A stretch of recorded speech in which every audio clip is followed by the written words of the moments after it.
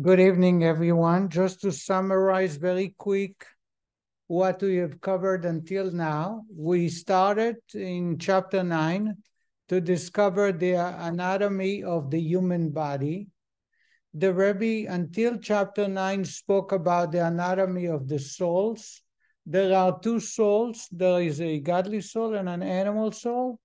Each soul possesses three garments: thought, speech, and action, and has 10 powers, 10 ways to express itself or desire. The location, now the Rebbe wants us to understand the location of those souls. Last week we studied in chapter 9, the first two parts of the chapter, where the location of the animal soul is in the left side of the heart, where we spoke and explained that there is full of blood. The blood is loaded with oxygen, as we had some doctors who verified it. And the godly soul resides in the mind and also in the right side of the heart, because the heart side of the heart is, in Kabbalistic terminology, is empty of blood. Doesn't mean it doesn't have blood, but the blood that exists in the right side of the heart has no oxygen, so it's not valuable as much as the left side. We also discovered that each one spread out to the entire body. The animal soul is located in the heart, and the left side of the heart is not the only place. It's the center, because the animal soul is all about emotions, about what makes me feel good. That's what I want to do now. Just like an animal that likes to graze where there is good hay, there is good straw. So the animal soul's base is on emotions, but it spreads throughout the body. All the faculties, all the powers that exist within the human beings are expressing the animal souls at times. The godly soul is all about cognitive, intelligent. It's about a thinking process. So the doctor, for example, I'm using a simple example. The doctor said smoking is not healthy, or drinking is not healthy, or sugar or chocolate, whatever it might be. Godly soul will use the intelligence and say, if the doctor says it's not healthy, even though it tastes good and I'm craving it, I will regret it in 2-3 weeks. I will have to go on medication and I won't feel good. So it doesn't make sense. That's a godly soul, contemplating the results, thinking about what's right.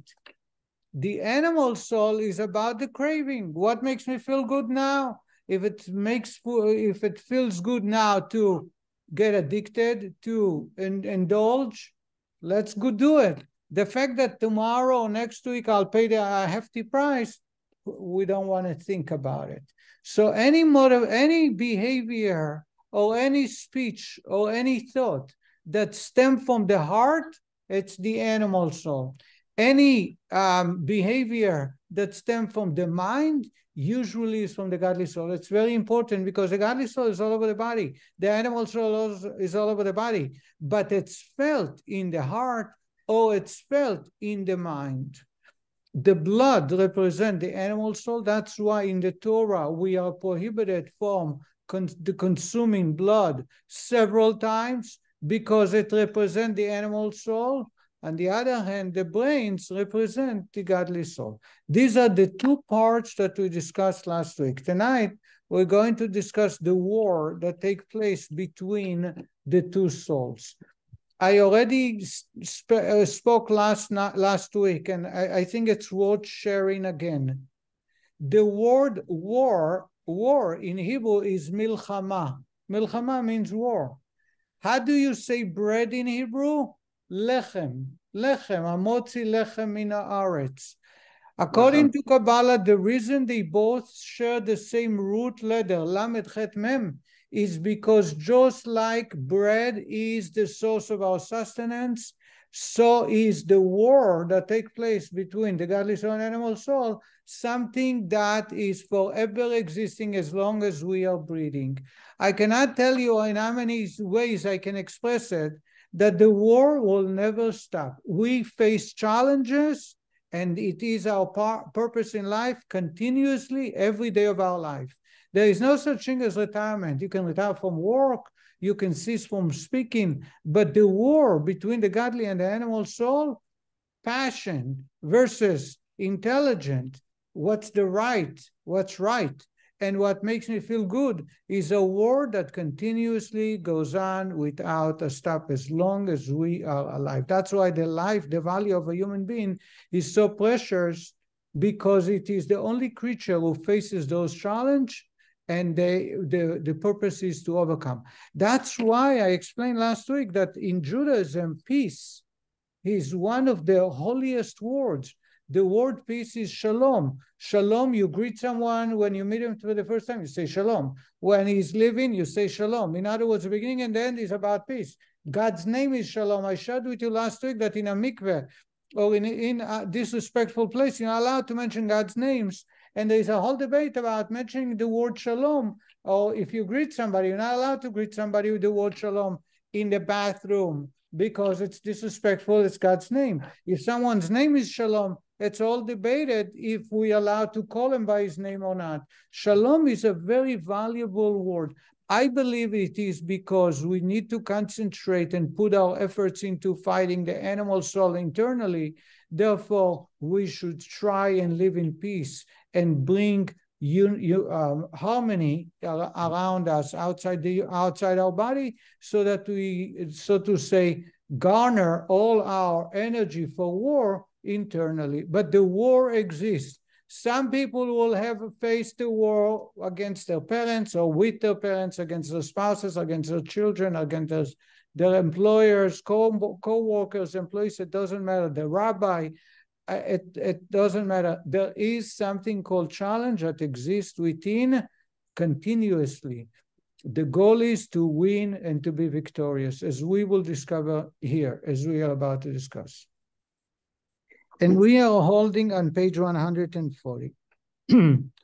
I would like to share a story, but first I want to read a little bit. The Alter Rebbe has thus established that each of these two souls has its own separate abode and way of functioning, lest we surround erroneously conclude that each soul goes about its own affairs, not interfering with, concerning itself with those of the other. The Alter Rebbe continues, says the Rebbe, don't think it's two separate kings who rule in two separate areas, one in the heart and one in the mind. It's quite the opposite. Each one is fighting for full control of the body, and they will continuously fight. It is written, however, says the Rebbe, one nation shall prevail over the other nation. If anyone is familiar with the story of Yaakov and Esau, Jacob and Esau, they were twins. Esau was born first, Jacob came second. And before they were born, they were already fighting so badly that the mother, Rebecca, was about to give up on the pregnancy after trying for so long. 20 years, I believe she waited. And so she goes to the prophet, and the prophet says, no, you have twins, you have nothing to worry. And they are always fighting each other. Each one is on the other side of the spectrum, and they will continuously fight. They cannot live in peace as long as the other is around. In other words, the universe is large. You can send someone to the Far East, you can send someone to the Far West, and let them live in peace. But he says to her, these two little children and their descendants will always go after each other, because, as he continues saying, when one is down, the other is up. When the other one is up, the first one will go down. They will never be able to rule and be successful. One succeeds and the other fails. It will never be in any other way. We know that today we are in exile, and the hate towards Jewish people is everlasting without any good reason, other than Jews, the way God created it, that there is a constant battle between holiness and unholiness. When Mashiach comes, what happens?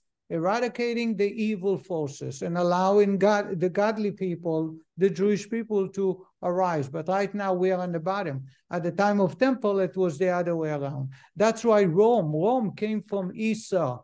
Descendants of this twin boy are always an arch enemy of the Jewish people. We have the miracle of Hanukkah. It's the Greeks. The Greeks are the fathers, the great-grandfathers of Rome. And many other stories, many other miracles, many other sad events. We're about to mark the 9th of Av. It's the saddest day of the year. 2 temples were destroyed, and both were by the children of Esau. So the prophet tells the mother, they fight in the womb, and they'll continue fighting once they're born. Because in order for one to be successful, he has to put down the other. In order for the other one to rise, they have to put down the second child. This is a representative of the 2 souls that exist within me and you and every Jewish person. Those souls, the godly and the animals, continuously fight for control over the body. They are not willing. There is no ceasefire. There is no let's make peace and each one will get one section. You take the upper body, I'll take the lower body. It doesn't work like that. Each one desires the complete body. Each one wants to drive away the other completely. Says the Rebbe, for the body is called a small city. The 2 souls in relation to one's body are just as 2 kings who wage war over a city, which each wishes to capture and dominate even against its will and to rule with the consent of the populace. Says the Rebbe, meaning, that is to say, each king wishes to direct its inhabitants according to his will, so that they obey him in all that he decrees upon them. So too, do the 2 souls, the divine soul and the vitalizing animal soul, which originates from Klippa and is therefore the very antithesis of the divine soul, wage war against each other over the body and all its organs, the body being analogous to the city and the organs to its inhabitants.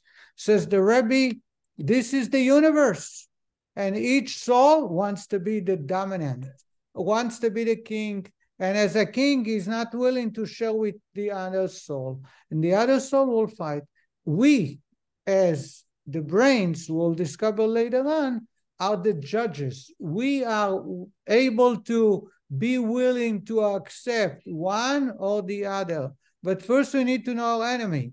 The fight, the war continues just like eating bread is a necessity. Milchama, war internally, is a continuation that the way God created us. I want to show you some stories. There was the following story is shared on many occasions. I don't think I shared it with you. There was a young boy in the year 1954. He lived in the Bronx, I think, and his grandfather would take him to synagogue every Shabbat. Then he turned 12. He would start preparing for bar mitzvah. And his grandfather says to him, there is a new Rebbe. A new Rebbe just became the Rebbe. He's a holy man. I want you to come with me to him and ask for a blessing towards your bar mitzvah. It is the Jewish tradition before bar mitzvah to take the boy around to holy men and ask them to bless the child. One day this man says, my grandfather we took the train, we went to Brooklyn, Crown Heights, to Kingston Avenue. We got out on 770, and my grandfather with me holding my hand. I was 12 years old, knock on the door. First thing I was surprised is that Rebbe was very young. At the time, the Rebbe was very young. He was expecting an old, white, bearded person, and the Rebbe, my father, he said, spoke to the Rebbe in Yiddish, few words, and introduced me, and then the Rebbe started speaking to me. And the Rebbe turned to me and he says to me, oh, I hear that you're about to celebrate your bar mitzvah. And I said, sure, yes. And the Rebbe turned to me and said to me, do you have any hobbies? And I was preparing, my grandfather prepared me to share with the Rebbe a Torah message of the weekly portion of what I'm going to be speaking during my Bar Mitzvah celebration. Now the Rebbe is talking to me about my hobbies. I was kind of shocked, but I held myself back and I said to the Rebbe, I love baseball. And the Rebbe said, really, you love baseball? Can you tell me how baseball works? And I said to the Rebbe, well, when we play baseball, we have two teams. And how many in a team? Nine players on each team. And there is a ball and there is a bat, and you hit the ball if you catch the ball, left hand, both hands. So the Rebbe turned to me and he says, the Rebbe asked me, the first question is, who do you think win? And I said to the Rebbe, the team that plays the hardest wins. And the Rebbe says, oh, that's nice to know. And I'm thinking to myself, oh, I thought the Rebbe is going to teach me. Now I'm teaching the Rebbe about sports. Then the Rebbe turned to me and he says, and you told me that in baseball there are two teams. Why do you need two teams? What's wrong with one team? And I turned to the Rebbe and I says, Rebbe, you need to understand. It doesn't make sense to play without a fighting team. You need to have someone who challenges you and kind of plays against you. Because if you are playing by yourself without opposing team, there's no competition. Remember what you said last week? And the Rebbe said to me, oh, so you see, the fun in the game is only when you are being challenged by another team. If there is no other team, then there is no challenge and you don't want to play. You're going to go home. And I said, yes. And then the Rebbe says to me, and how much do you play? And I says to the Rebbe that I am almost addicted to baseball. So on weekends, I go to watch the major league playing. There was a stadium not far from my house. So the Rebbe said to me, asked me, why do you need to go to watch other people play? You can play yourself and have fun. Why do you need to go and watch others? So I turned and I says, Rebbe, you don't understand. I play, it's not professional. The professionals who play, they are playing for real. And it's a whole different ballgame. Watching people play for real is much, much different than us children play. And the Rebbe said to me, remember what you just said, that the way professionals play is on a whole different plane, a whole different plateau. You as a child, until now, the way you connected to Torah and God is like a child playing in the backyard. But the real fun is not when you play, but when you go and watch professionals play. When you turn bar mitzvah, remember that you are becoming a professional. You move on to major league. So you have to prepare very well. And the boy said that the other two questions, so the Rebbe asked him three questions. The other two questions saved him twice in his lifetime.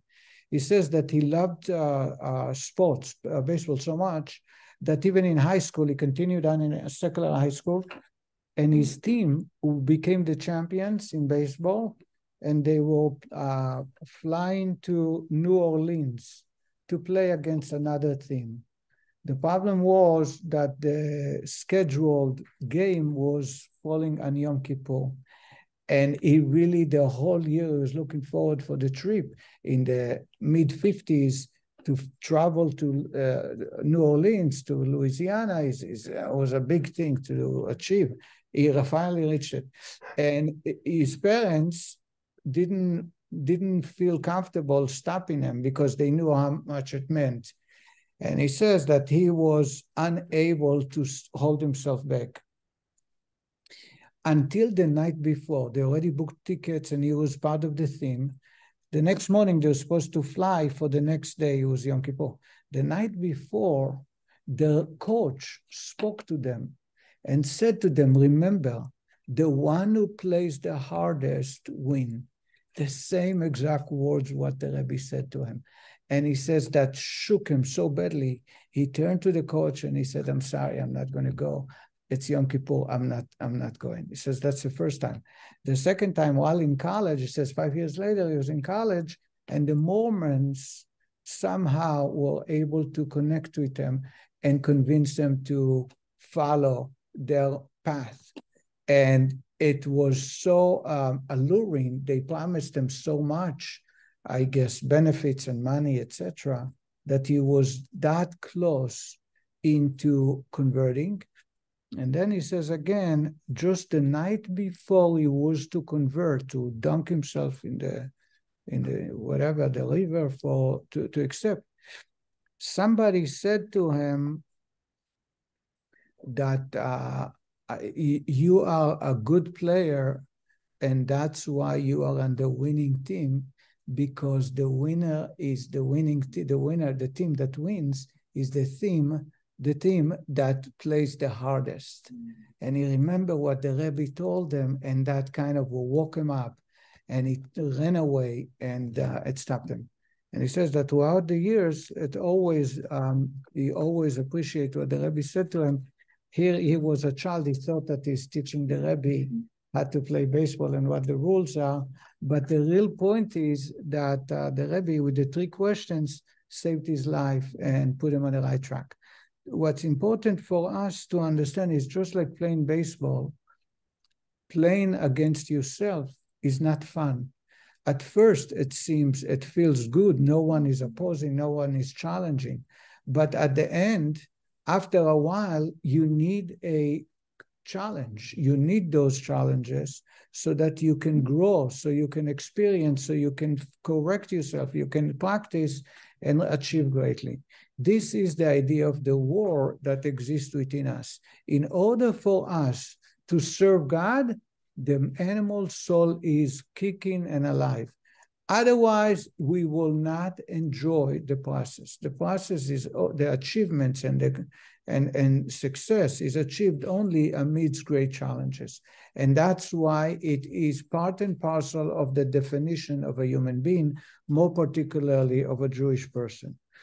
Let's continue what the Rebbe says. Here too, we are in the middle of page 141.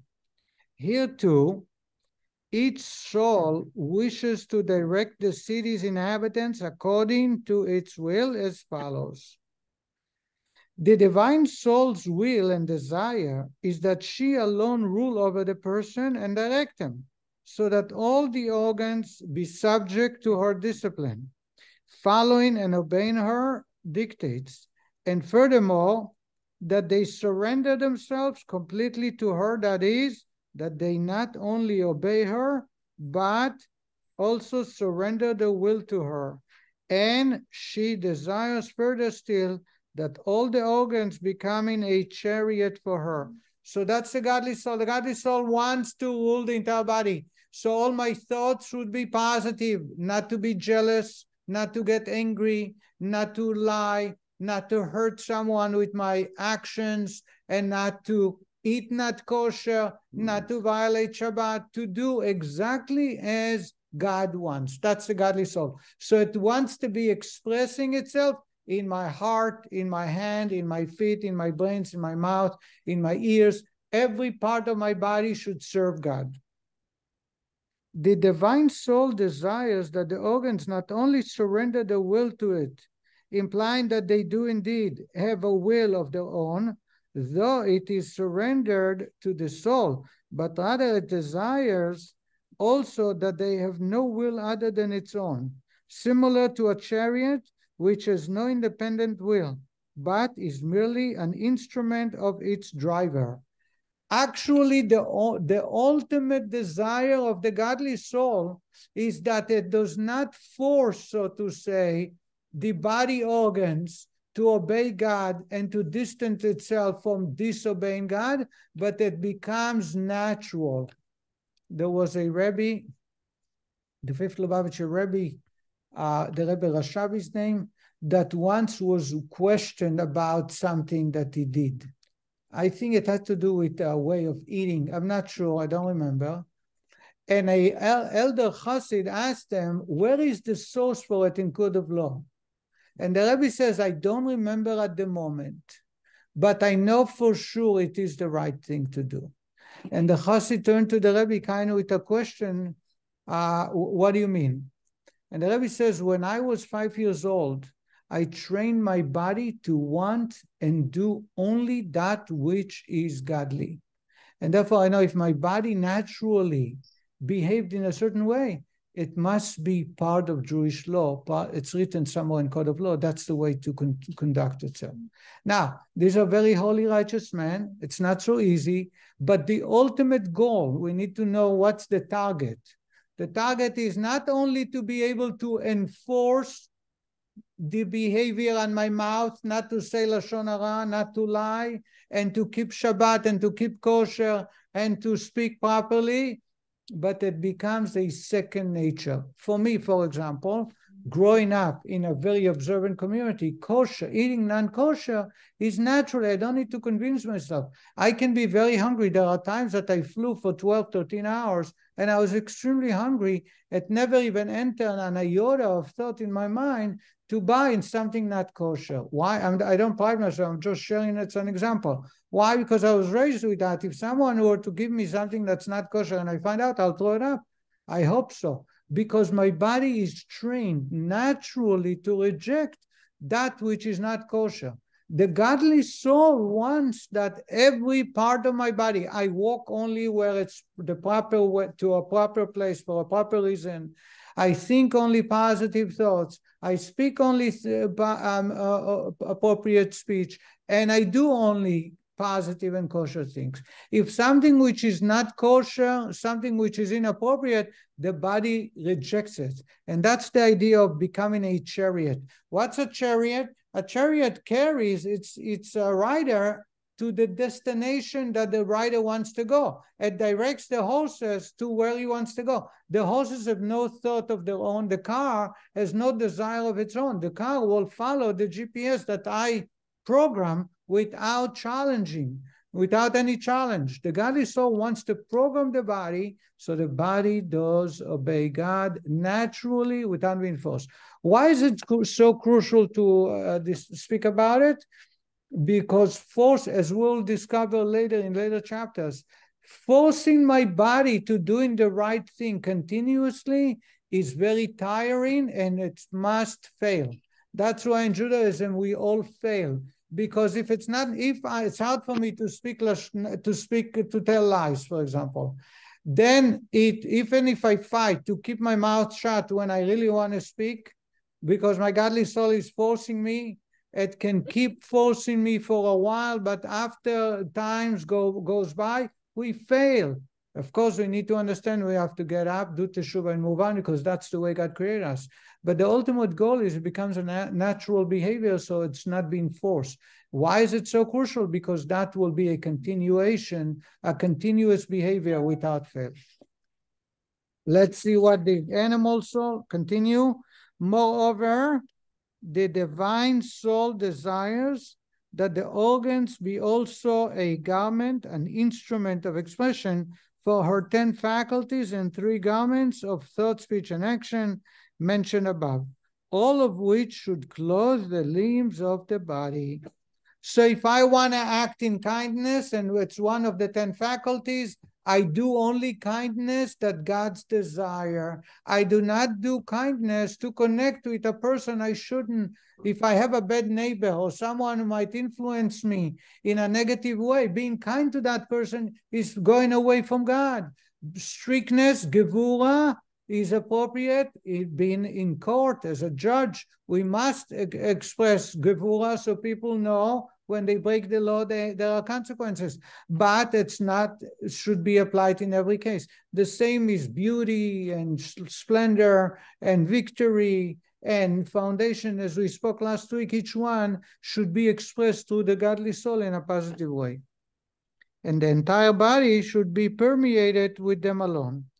The body's being harnessed in service of the divine soul might not preclude its serving of the animal soul too on occasion, The Alter Rebbe therefore adds the phrase, the entire body should be permeated by the divine soul alone, emphasizing the divine soul's desires to have exclusive use of the body as an instrument of expression, leaving no place for the faculties and organs of the animal soul. No alien would then so much as pass through the organs, God forbid, that is, the animal soul would exert no influence whatsoever on the body.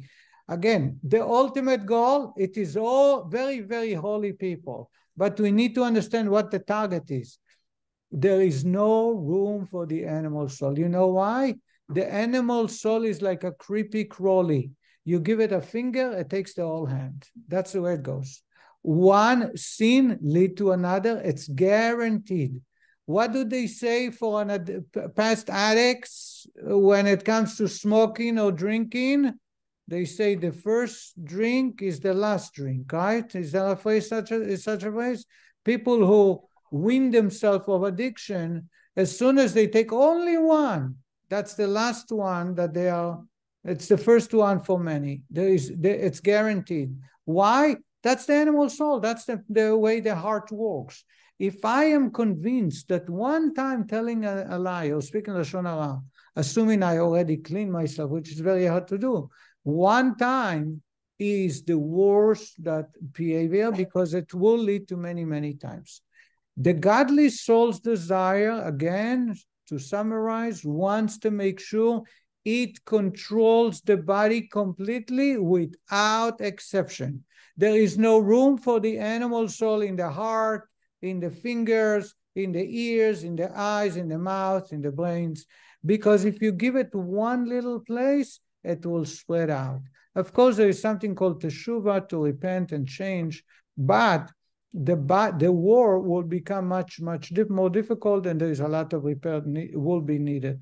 And therefore, the ultimate goal is to be totally clean. The above, the rabbi is going on and explain it over and over with regards to the intelligent part of the body as well as the emotional part of the body. The above forms a general description of the divine soul's desire to pervade the whole body. The Alter Rebbe now turns to specifics, which organs would give expression to each particular faculty of garments of the divine soul. And the Rebbe says the following. That is to say, specifically, the three brains, the three sections of the brain, which correspond to the three intellectual faculties, Chokhmah, Bina, and Dat, would be permeated with the Chabad, with Chokhmah, Bina, Dat of the divine soul, which is, namely, in this discerning God and understanding Him, that is, applying the faculties of Chokhmah and Bina to the understanding of godliness, by pondering His unfathomable and infinite greatness with these two faculties, through applying to this meditation the faculty of that knowledge as well. That is, through immersing oneself in the subject of God's greatness with the depth typical of that, so that one not only understands this greatness, but actually feels it.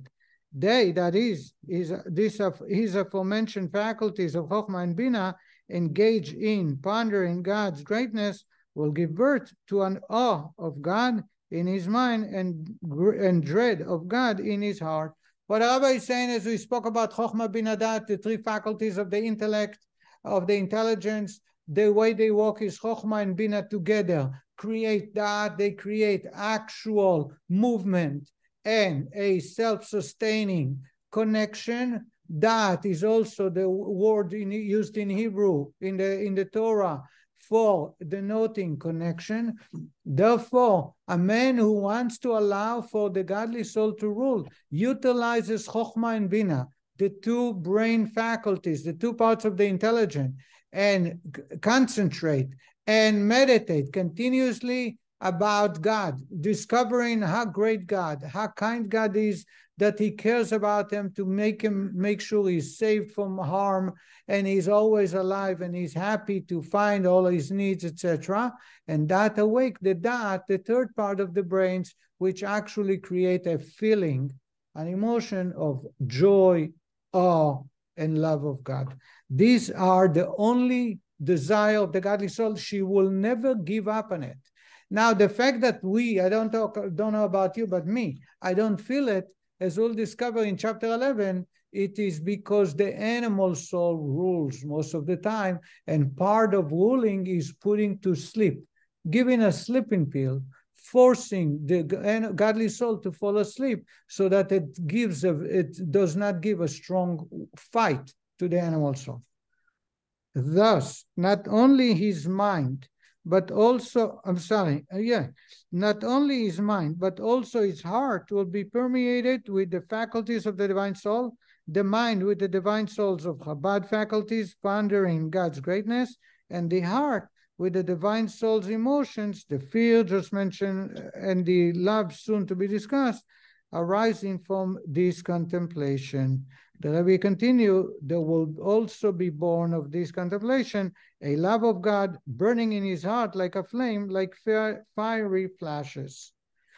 His soul will thirst and pine with desire and longing to cleave to the blessed Ein Sof with all his heart, soul, and might, as it is written, and you shall love God, your Lord, with all your heart, with all your soul, and with all your might. By the way, this is a mitzvah that in the Shema, we recite it several times a day, at least twice, morning and evening. Those who pray the entire prayers, we say it 4 times perhaps every night because of Shema of bedtime, Shema of Rabbeinu Tam, Shema before Hodu. So there are 5 times we say. What do you say? Love you, God, you Lord. There is a mitzvah, a commandment to love God. How do you fulfill this mitzvah? The mitzvah is fulfilled by contemplating, because the godly soul stems from the mind. And therefore, the more contemplation, the easier, the closer we get to the idea of loving God, realizing how kind he is and how much he is giving us without looking for anything in return. It creates a great love towards God. With all your heart means that the heart is filled with the love of God. With all your soul implies that the love spills over beyond the heart to affect all the organs of the body. The feet, for example, will move with elasticity to do a mitzvah. With all your might means loving God to the point where one will sacrifice his life for him. So when we say b'chol levavcha, with all your heart, meaning awakening the feeling, an emotion of love towards God. U'b'chol nafshecha, meaning expressing the love to every body part. So I only speak what God loves to hear. I only act whatever makes God feel, and I only behave in whichever makes God be pleased. And excuse me. And that's how we fulfill this mitzvah. Just a minute.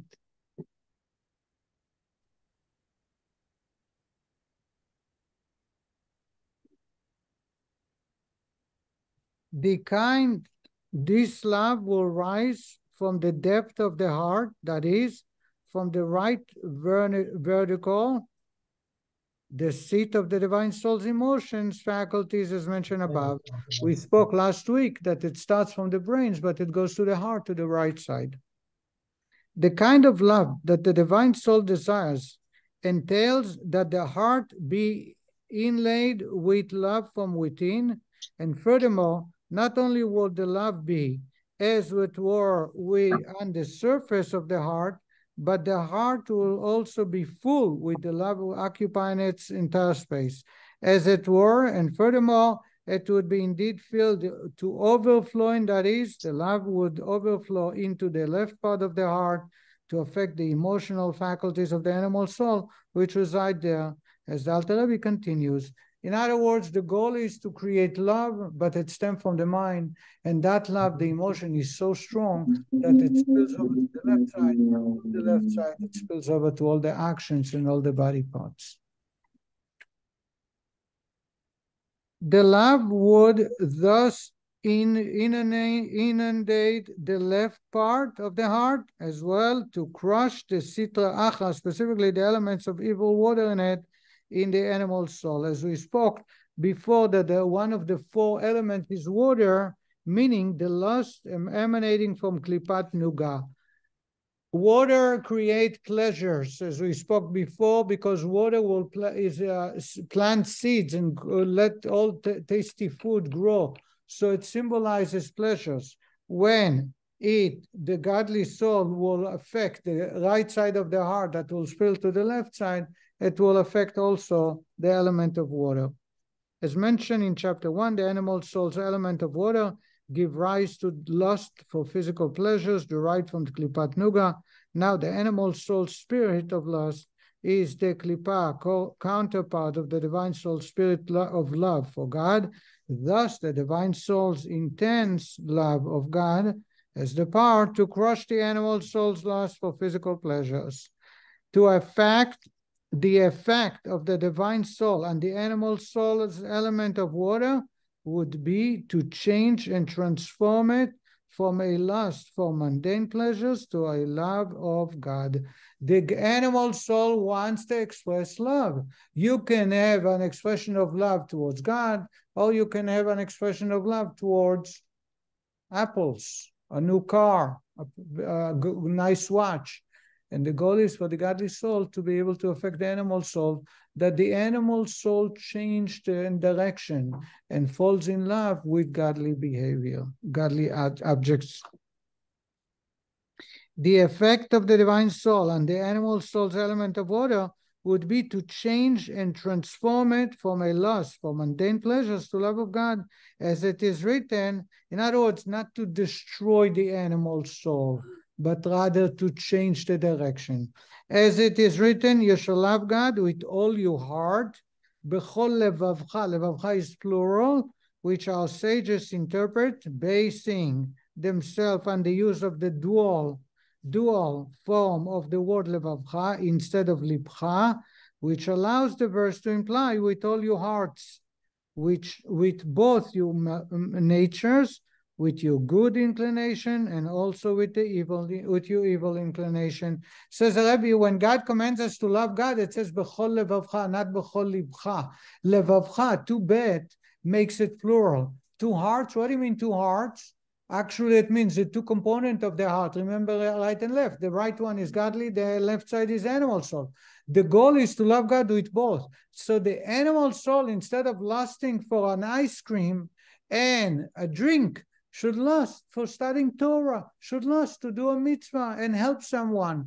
And that starts from the brains. It continues on to the right side of the heart. It spills over to the left heart, and it changes, not kills, not destroys. We'll discuss later on the animal soul. The animal soul wants to kill the godly soul. The godly soul don't want to kill the animal soul, wants to convert the animal soul and train. I am sure you have seen trained animals. Are you familiar with the training of animals? Have anybody seen trained animals? Have you seen training horses? I grew up in a village with horses. It takes time, right? Can you train an animal forever to change? What do you think? Huh? Yes? Okay. What do you mean by forever to change? Huh? What do you mean by forever to change? Change him to... Condition. Huh? You can condition them. You can condition them. You cannot change them. No, but it's changing. You could change their behavior by setting, just like scientific. But the nature stays Experiment the same. later. The nature stays the same. You sure about that? So you're right. I have a story for you. The Ramban, Nachmanides, used to have a lot of arguments with leaders of the church. And by the way, he won. I have a book that has a collection of his arguments. Some arguments will take a week long. He was forced by the king. The leaders of the church convinced the king that they are the only religion and to be forced on their country. And the king loved the Nachmanides, not Ramban, Rabbi Moshe ben Nachmani, who lived about 3 generations after the Rambam. And he was forced to argument, and he won after one major debate where there were a bunch, the Pope and many, many bishops were there. Some were Jewish people who converted, so they knew the Talmud. He had no choice but to run away. The king already promised the leaders that he's going to lose, so he's going to kill him. So the king did him a favor and allowed him to escape. And he moved to Israel. He died in Israel, by the way. And there is a debate where he's buried. No point of information. If you go to Hebron, Hebron is a town where our forefathers are buried. Next to the entrance by the side, the tradition is that's where Ramban is buried. If you go to Tzfat, there is a place where Ramban is buried. So there is a debate. Over the years, I went and prayed in both places, and everybody does the same. Anyway, it's not Ashkenazic and Sephardic. There is another rabbi, Rabbi Meir Baal HaNes, that Ashkenazic people pray here and Sephardic pray there. It's the same location, but it's a couple of feet away. Anyway, back to our discussion is one day. So I have the debates that he had. It's fascinating. Is that in English? Or? I don't think so. A rabbi published them 100 years ago. I think there's a movie called The Disputation that you could get. I've seen it. I don't know if you can get it still on. My personal connection to it, in the early 80s, I was sent by the Rebbe to Los Angeles, and there were a few Israelis that got caught with a cult. And as much as I spoke to them, it was difficult. They were very smart. They were from the kibbutz. And one day they said to me, if you go and debate our leader, and in our presence, we will listen to you. So I actually wanted to prepare myself, and I found this book. It was rare, and I purchased that. I borrowed it at first, and I studied it. And actually, I did very well. They all changed. But later on, years later, I was in Bnei Brak, and I collected books for whatever reason, and I found a store that had rare books, and they had a set of 4 books from that author from 100 years back. One of them is all the arguments, debates of Ramban, and the other 3 were very, very fascinating books that are out of print. So I have it. I don't know, maybe there is a movie. I want to go back to the Ramban's famous, and we'll go back to it in chapter 11. They had a debate whether you can change the nature of an animal. The leaders of the other religion, they claim that you can make somebody change, particularly in the animal kingdom. Ramban, Nachmanides, was of the opinion, you can force it at them, but internally they will always remain the same. So they decided to have, the king was, so to say, the judge, ordered the scholars of the other religion to prove their point, and he gave them, I believe, 60 days. Nachmanides had no time to waste. So he wrote commentary on the Torah, which is fascinating commentary to the Torah. He wrote his last will and testament to his daughters. It's fascinating. People who get married, at least I was told to study, because he gives instructions to his daughters how to conduct themselves when they get married. It's unbelievable stuff there. He is a very holy man. So when he went to study, and he was studying all day long and all night. That's what he did. 2 nights before the end of the 60 days, he had a snuff box. You know, snuff, it's a silver small box. You open up, you take snuff, you smell. And there was a mouse. A mouse jumped off on his book while he was standing and studying, and he kind of pushed it away. Anybody heard the story? Never? So you pushed it away, and the mouse refused to leave. So suddenly he looks, he's thinking to himself, what is he going to do? He's cooking the mouse goes around. He don't want to go away. Suddenly the mouse jumped into the snuff box. So Nachmanides took the cover and closed it. He figured he'll keep him there, take him outside when he's done studying, and throw him outside. However, he was so busy studying and so deep in his thoughts that he forgot about the snuff box, the mouse. He was done studying, he took the box, he put it in his pocket. He went to sleep, he woke up, he was dealing with the community. 2 days later, the messengers rush to get him into a very public place where he needs to prove his point. But he has nothing to prove. He was looking to refute what they said. So as he came to the party, the scholars, it was a group of scholars, said that in the last 60 days, they were able to train a cat to walk on 2 feet and serve a full dinner, follow commands to the exact, just like a human. And there was a banquet table. At the head sat the king, the scholars, and Nachmanides was invited too. And suddenly when they made the signal, suddenly a cat walking wearing a beautiful apron with a tray, and he walked around and delivered and took off glasses, then came back with a wine bottle and poured. It did just as on the cue, perfect. And the scholars turned to the king and said, you see, we are able to train the cat to act just like a human being, follows our cue, will do exactly as we say. The king turned to Nachmanides and says, what do you have to say? You see, they can change the cat's nature. And Nachmanides says, I need to think, let me think about it, because he knew it's impossible. So as he's thinking, he can't concentrate because there's too much commotion. So he gets up, he goes out to the window to think quietly. And what do you do when you want to think? You want to smell, you want to sniff a little bit.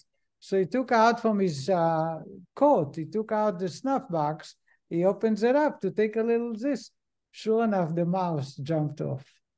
As soon as the mouse was in the room, the cat forgot about all the training, start chasing the mouse up the table, down the table, broke all the glasses, jumped over every person there to catch the mouse.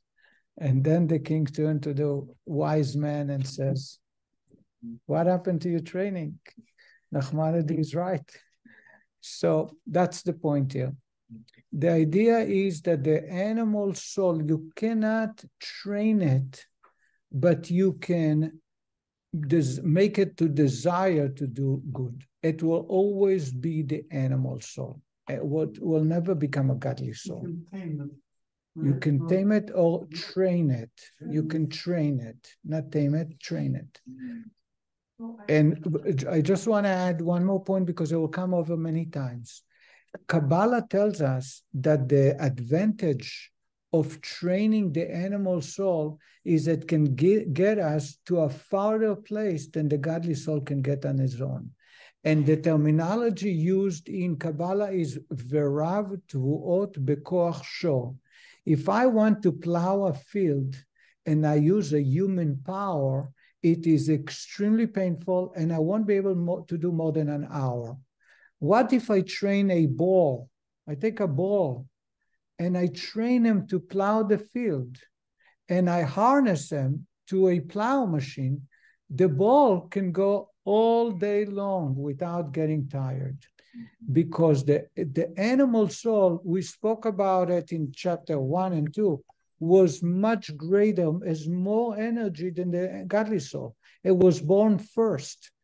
It came from a much loftier part of God. We spoke about it chapter 1 and 2. That's why in the twins of Yaakov and Esau, the animal soul was born first because he was stronger, he was much more powerful. That's why, by the way, it explained why Yitzchak, Isaac, his father, favored him, because he saw the potential there. The potential with Esav is much greater than Yaakov. Yaakov is a minor, is not as powerful.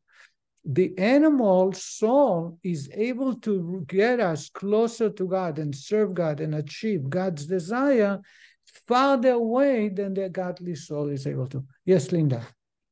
Well, I was just gonna say that, that I think that when you asked the question, to me, I thought about a horse that I had seen, because I used to ride quite a bit, and there was a wonderful trainer who took an abused horse, was very shy, very, didn't want to be around people, and turned him and helped him change into a very proud and very beautiful and very courageous animal over time. So I don't know if there's some analogy to what we can do with our soul, but I was just amazed by the fact you're on a still horse, and you probably will still be a horse tendency, but he did change. So, animals do change.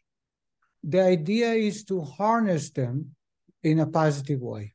And that's what domesticating the animal is. That's why you take a Mustang, a wild ass, a dog, and you train them to not do those stuff in the middle of the house, potty trained, etc. You can train them, you cannot change them. The point is the animal soul will always be an animal soul. There is great benefits because it can get us farther away than the godly soul. The godly soul can connect us with God so far. The animal soul can connect us endlessly because the animal soul has powers, as we'll discover later, that are far greater than the godly soul. And that's why the godly soul's desire is to get rid of evil behavior, but not to get rid of the animal soul. We don't want to kill the animal soul. We want to tame or control or train the animal soul, convert the animal soul into doing and desiring for the right thing. And that's why the mitzvah is bechol levavcha. You need to pay attention to it. It's in the text. A mitzvah that we are commanded and we recite it, I said 5 times a day for someone who follows all the Jewish law, but just reciting Shema in the morning and evening, it's at least twice, is love God with all your hearts. It's not heart. It's plural because it refers to the godly and animal soul. If we exclude the animal soul, we do not fulfill the mitzvah. I would like to stop here. I wanted to finish the chapter. I guess it is not going to happen because we need to talk about the animal soul. We'll continue next week, God willing. Thank you very much. Bye, everybody. Tomorrow, 7:30.